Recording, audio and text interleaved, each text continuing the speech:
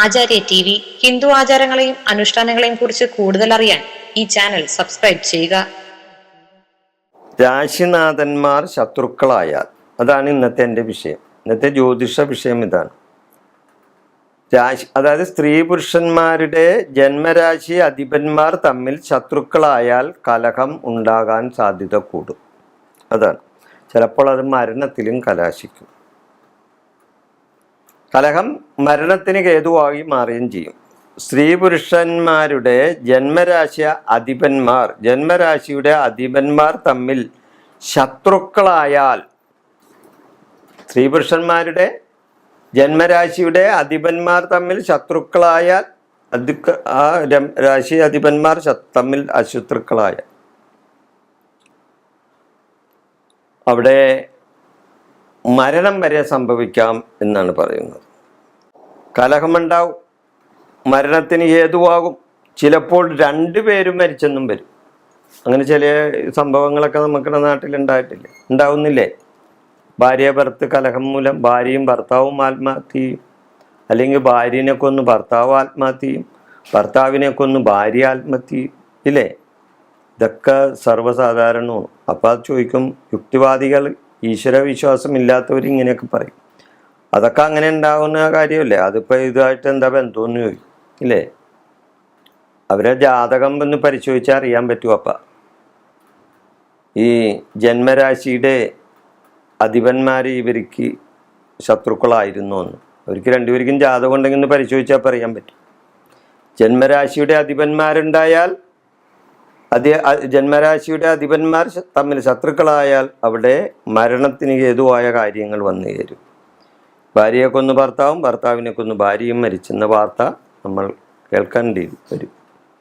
ഒരു വ്യക്തിയുടെ സ്വഭാവത്തെയും വ്യക്തിത്വത്തെയും മനോഭാവത്തെയും നിയന്ത്രിക്കുന്നത് അവരുടെ ലഗ്നാധിപനായ ഗ്രഹവും ചന്ദ്രലഗ്നാധിപനായ ഗ്രഹവുമാണ്. ഒരു വ്യക്തിയുടെ സ്വഭാവത്തെയും വ്യക്തിത്വത്തെയും മനോഭാവത്തെയും നിയന്ത്രിക്കുന്നത് ആരാണ്? ആ വ്യക്തിയുടെ ജാതകത്തിലെ ലഗ്നാധിപനായ ഗ്രഹവും ചന്ദ്രലഗ്നാധിപനായ ഗ്രഹവുമാണ്. അറിയാം? അതവിടെ നോക്കണ്ടേന്ന്. അവർ ശത്രുക്കളായാൽ തമ്മിലടി ഉറപ്പാണ്. ഇവർ തമ്മിൽ, ഭാര്യ ഭർത്താക്കന്മാരുടെ ഈ ലഗ്നാധിപനായ ഗ്രഹവും അതേപോലെ തന്നെ ചന്ദ്ര ലഗ്നാധിപനായ ഗ്രഹവും തമ്മിൽ ശത്രുക്കളാണെങ്കിൽ തീർച്ചയായിട്ടും അവിടെ തമ്മിലടി ഉറപ്പാണ്. അവർ മിത്രങ്ങളായാലാ ഇവരെന്നാൽ വളരെ സ്നേഹത്തോടെ കഴിയും. എന്നാൽ ഇവരും മിത്രങ്ങളാണെങ്കിലോ വളരെ സ്നേഹത്തോടെ കഴിയും. അവർ സമന്മാരായാല സ്നേഹമോ വിരോധമോ ഇല്ലാതെ കഴിയും. ഇവർ തമ്മിൽ സമന്മാരാണെങ്കിൽ എന്തല്ല, രണ്ടുപേരും തമ്മിൽ അംഗീകരിച്ച് കാര്യങ്ങൾ മുന്നോട്ട് കൊണ്ടുപോകും, ഒരു കുഴപ്പമില്ല. രാശ്യാധിപന്മാർ മിത്രങ്ങളായാൽ അവർ സ്നേഹത്തോടെ കഴിയും. ഈ രാശ്യാധിപന്മാർ മിത്രങ്ങളായി വന്നാൽ അവർ വളരെ സ്നേഹത്തോടു കൂടി കഴിയും. ഇങ്ങനെ ഇതിനെയാണ് രാശ്യാധിപ പൊരുത്തം എന്ന് പറയും. ഇത് തന്നെയാണ് മനപ്പൊരുത്തം എന്ന് ജാതകത്തിൽ പറയുന്നത്. ഇതിനെ ഗ്രഹമൈത്രി എന്നും പറയും. ഇതിനെ ഗ്രഹമൈത്രി എന്നും ജ്യോതിഷത്തിൽ പറയും. ഇത് അന്ധവിശ്വാസം പ്രകടിപ്പിക്കാൻ വേണ്ടി അല്ലെങ്കിൽ പരത്താൻ വേണ്ടി പറയുന്ന കാര്യമല്ല.